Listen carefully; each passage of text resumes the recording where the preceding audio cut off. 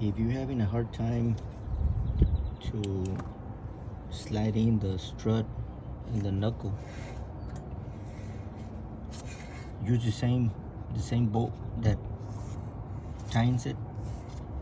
Put it on the back side. Put a little piece of metal right here, and that will push this open. Putting the plate in between pushes this open,